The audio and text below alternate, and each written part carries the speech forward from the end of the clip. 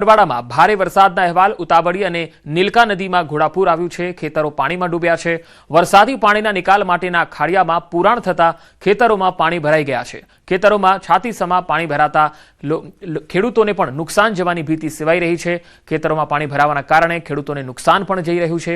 જીવના જોખમે ખેડૂતો વાડી વિસ્તારમાં જવા માટે મજબૂર દેખાઈ રહ્યા છે। તો હવામાન વિભાગની પણ આગાહી છે। ઉત્તર ગુજરાત અને પશ્ચિમ સૌરાષ્ટ્રના જિલ્લાઓમાં યલો એલર્ટ છે। યલો એલર્ટના વિસ્તારોમાં છૂટાછવાયા વિસ્તારોમાં ભારે વરસાદની આગાહી છે। વેલમાર્ક લો પ્રેશર હવે સાયક્લોનિક સર્ક્યુલેશનમાં ફેરવાતા નબળો પડ્યો છે। 82 mm અમરેલીમાં વરસાદ છે, જ્યારે 112 mm વલસાડમાં વરસાદ નોંધાયો છે। આગામી 7 દિવસ વરસાદ રહી શકે છે। લો પ્રેશર સાયસર અને મોન્સૂન ટ્રફ બનાસકાંઠા, સાબરકાંઠા, અરવલ્લી, પાટણમાં યલો એલર્ટ છે। તો કચ્છ, મોરબી, જામનગર, પોરબંદર અને દ્વારકામાં યલો એલર્ટ છે। સાથે ભારે વરસાદ પણ પડી શકે છે। માછીમારો માટે 2 દિવસ દરિયો ન ખેડવાની સૂચના છે। માછીમારો માટે બંદર ઉપર LCS 3 સિગ્નલ આપવામાં આવ્યું છે। રાજ્યમાં સિઝનનો સરેરાશ વરસાદ જે છે એ 21% વધુ નોંધાયો છે। અમદાવાદમાં આજે છૂટાછવાયા વિસ્તારોમાં હળવો વરસાદ રહી શકે।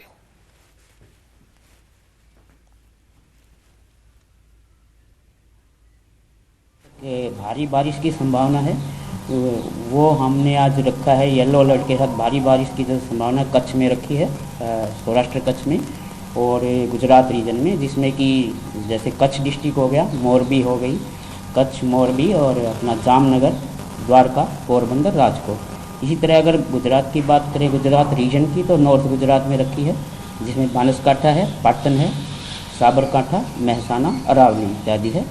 और थंडरस्टॉर्म की बात करें तो आइसोलेटेड थंडरस्टॉर्म भी एक्सपेक्ट कर सकते हैं हम। आज लगभग हमने पूरा ही कवर किया है isolated thunderstorm light to moderate rain में। તો કચ્છનું સફેદ રણ વરસાદ બાદ બેટમાં ફેરવાઈ ગયું। રણમાં વરસાદી પાણીનો ભરાવો થયો છે। સમુદ્ર જેવો નજારો સર્જાયો છે। સફેદ રણમાં ચારે તરફ પાણી જ પાણી જોવા મળ્યું। દર વર્ષે અહીંયા રણોત્સવ યોજાય છે। પ્રવાસીઓ માટે આકર્ષણ સમાન સફેદ રણમાં વરસાદી પાણીનું સામ્રાજ્ય છવાઈ ગયું છે। તસવીરો જોઈ શકો છો, સફેદ રણથી આવી રહી છે। વાત સુરતની। સુરત જિલ્લામાં ધોધમાર વરસાદ બાદ કીમ નદી ગાંડીતુર બની છે। માંગરોળનું કુંવરદા ગામ બેટમાં ફેરવાઈ ગયું છે। 200થી વધુ ઘરોમાં પાણી જોવા મળ્યું। ફાયરની ટીમે બોટથી રેસ્ક્યુ કામગીરી હાથ ધરી હતી। વહીવટી તંત્રએ લોકોને સલામત સ્થળે ખસેડ્યા છે। ઉપરવાસમાં ભારે વરસાદને પગલે કીમ નદીમાં ઘોડાપૂરની સ્થિતિ। ન્યૂઝ 18 ગુજરાતીની team ground zero report Mangrol તાલુકાના કુવેલા ગામે પહોંચી છે।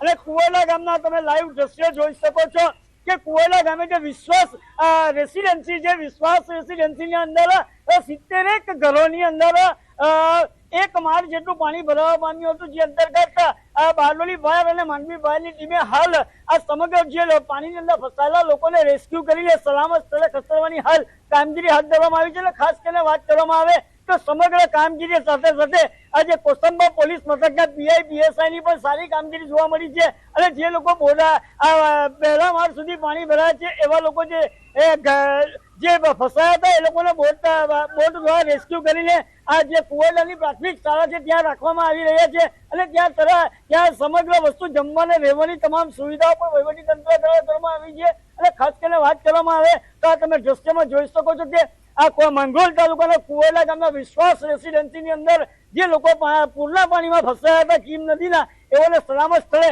હાલ રેસ્ક્યુ કરીને કામગીરી હાથ ધરવામાં આવી છે। અને આ સોસાયટીની અંદર 100થી વધુ લોકો હાલ હજી પણ પાણીની અંદર ફસાયા હોવાની પણ માહિતી પ્રાપ્ત થવા પામી છે। જે અંતર્ગત સમગ્ર લોકોને બારડોલી ફાયર અને માંડવી ફાયર તેમજ મોટી જહેમત કરવામાં આવી હોય તો તે કોસંબા PI અને PSI ની મદદથી સમગ્ર લોકોને હાલ રેસ્ક્યુ કરીને કુવેલા પ્રાથમિક શાળાની અંદર સલામત સ્થળે ખસેડવામાં આવી રહ્યા છે। કેતન પટેલ, ન્યૂઝ 18 ગુજરાતી, માંગરોળ, સુરત। ઉપરવાસમાં ભારે વરસાદને પગલે કીમ નદી બની છે ગાંડીતુર। વાત કરીએ ખાસ કરીને માંગરોળ તાલુકાના કુવેલા ગામે જે બાલાપીર દરગાહથી આગળની જે 4 થી 5 સોસાયટીની અંદર 250થી 300 લોકો પાણીમાં ફસાયાની માહિતી મામલતદાર કચેરીને મળતા હાલ આ દ્રશ્યમાં બતાવું છું કે કુવેલા જે ગામ છે ત્યાં આવેલા 6 થી 7 સોસાયટીના 250 થી 300 લોકો ફસાયા હોવાની માહિતી મળતા તાત્કાલિક અસરથી બારડોલી ફાયર તેમજ માંડવી ફાયર અને સ્ટેટ ડિઝાસ્ટરની ટીમ પણ સાથે કામે લાગી હતી, જે અંતર્ગત મોટી સંખ્યામાં લોકોને રેસ્ક્યુ કરાયા છે અને જે અંતર્ગત હાલ જે આ સોસાયટીની અંદર જે લોકો રહી શકે એ લોકોને થોડી વન બાય વન રેસ્ક્યુ કરાવીને આ કુવાલાની પ્રાથમિક શાળાની અંદર સલામત સ્થળે કોલ જે 200 થી 300 જણા જે પાણીમાં ફસાયા છે કીમ નદીના પ્રવાહના વધવાના કારણે, એના લીધે અમારી 2 ટીમો હાલ અત્યારે આ જગ્યાએ આવી અને માણસોનું હાલ રેસ્ક્યુ કરે છે. તમે જોઈ શકો છો અત્યારે આ લાઈવ કે તમે પણ આ જે અત્યારે માણસ છે અને અમે અત્યારે બેસાડીએ છીએ એ રીતે તમામ જે પાણી વધવાના કારણે જે સોસાયટીના રહીશો છે તેઓનું રેસ્ક્યુ કરીએ છીએ.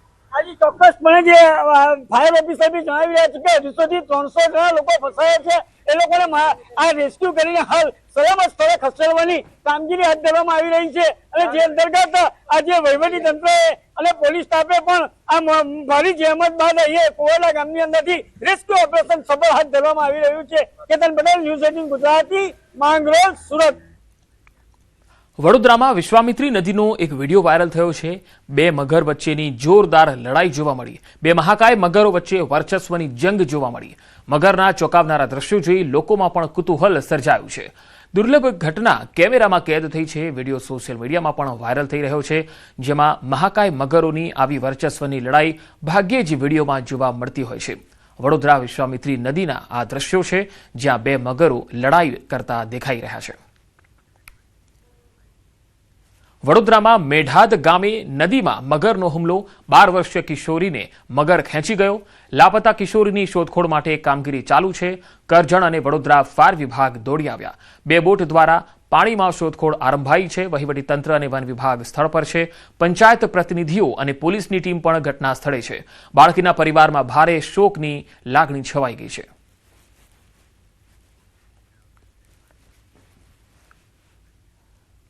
છોટાઉદેપુરમાં જિલ્લાના અછાલા ગામના ડુંગર ફળિયામાં એક ખુલ્લા કૂવામાં મોડી રાત્રે શિકારની શોધમાં આવેલો દીપડો ખાબકી ગયો હતો. વહેલી સવારે ગામજનોએ દીપડાને કૂવામાં જોયા બાદ સમગ્ર વિસ્તારમાં ચકચાર મચી ગઈ અને ઘટનાની જાણ વન વિભાગને કરવામાં આવી. માહિતી મળતા જ છોટાઉદેપુર વન વિભાગની રેસ્ક્યુ ટીમ સ્થળ પર પહોંચી અને અંદાજે 5 કલાક સુધી ચાલેલા રેસ્ક્યુ ઓપરેશન બાદ દીપડાને સુરક્ષિત રીતે કૂવામાંથી બહાર કાઢ્યો. ત્યારબાદ દીપડાને મેડિકલ ચેકઅપ માટે રેસ્ક્યુ સેન્ટર ખાતે ખસેડવામાં આવ્યો. આરોગ્ય તપાસ પૂર્ણ થયા બાદ તેને તેના કુદરતી વસવાટ એવા જંગલમાં સુરક્ષિત રીતે મુક્ત કરવામાં આવશે. 6:30 बजे हमारा स्टाफ है यहाँ पे आया रेस्क्यू करने के लिए. तब से लगभग 5 घंटे बाद में हम उसको रेस्क्यू कर पाए हैं. क्योंकि यहाँ पे आसपास काफी फॉरेस्ट एरिया है और डूंगर वाला एरिया है, तो यहाँ पे जो ह्यूमन वाइल्ड कॉन्फ्लिक्ट है उसकी जो संभावना है वो काफी हद तक ज्यादा रहती है. तो मैं यहाँ के लोगों को एडवाइस करूंगा भी जो बच्चे वगैरह हैं उनको रात में बाहर ना निकलने दे और बाहर ना सोए.